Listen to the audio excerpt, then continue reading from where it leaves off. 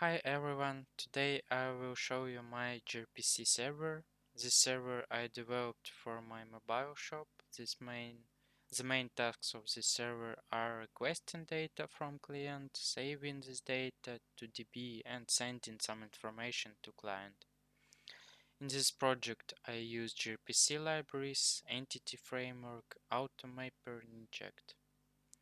I use SQL Server DB for saving data, and I have addition library with DB context models and interface. So we must start it with this library. I have shop context. In this class I have connection string to server. In this project I use code first method for working with DB.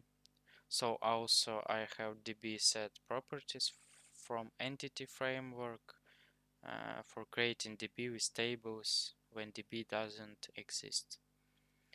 And I have some models with attributes for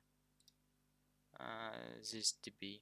For example, news DB model or user DB. Next, when I developed this library, I needed template for all repositories I use, and I created a repository interface with generics type tEntity. This is a repository interface. And I gave the implementation every method with EntityFramework. For example, I have base repository. In this class, I implemented a repository interface with all methods. And then I use it in all repositories.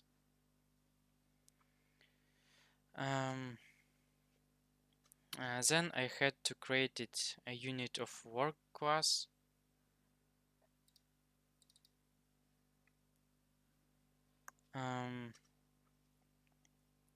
For every module I have inherit these repositories from base with the required types. Then I had to create it. Then next I want to show you gRPC server project. In this project I use dependency injection pattern for archiving inversion of control between classes and their dependencies. So in this project I have the same models as DB library, for example, news CS, order, product. But I don't use any DB attributes, and some changes in these models won't affect the data on DB. Also, I have a service interface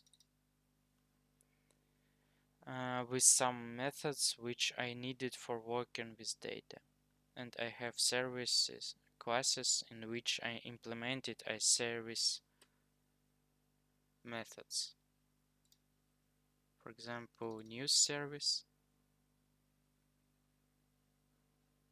or category service. And I created mapper with the same models in DB library. Next, I have protofile.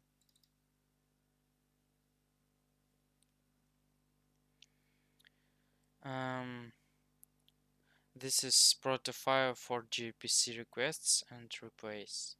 If you watched my video in which I tell you about my client mobile shop, you can see the same protofile as I use in mobile project. And next I have greater service CS. In this class I implemented all methods from proto file, for example list products. In this method I get a request from client, then I get data from DB with DAO library, and then I send some data to client. And I have startup class in which I create connection and create server.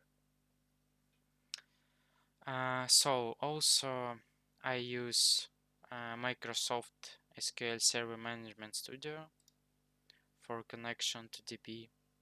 You can see my home garden DB with all tables. For example, I show you news table.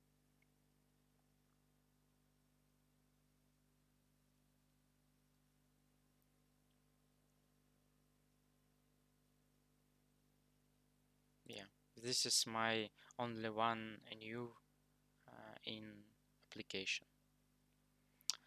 So then I show you how it works. I must start it.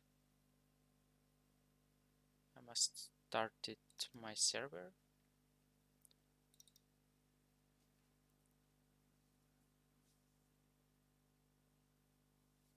Yeah, server is already started. So then I use my Android emulator, and I'm starting my application.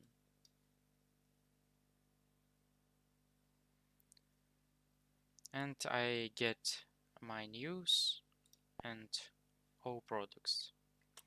Then I'll stop this server,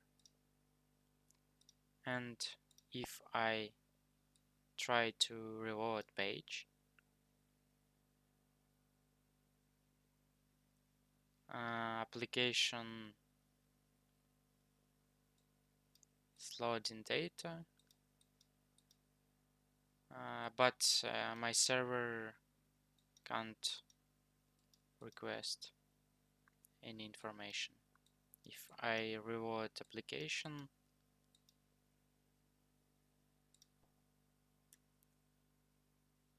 you can't see any information from server. Yeah, any news or any products. And if I started my server again and then update this page, yeah, I get all my products, categories, news.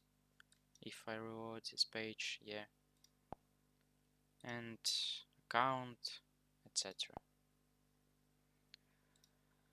So this is all I want to show you. See you in next video. I show you my Telegram bot admin for adding data to DB and administrate this data. So see you in next video. Bye bye.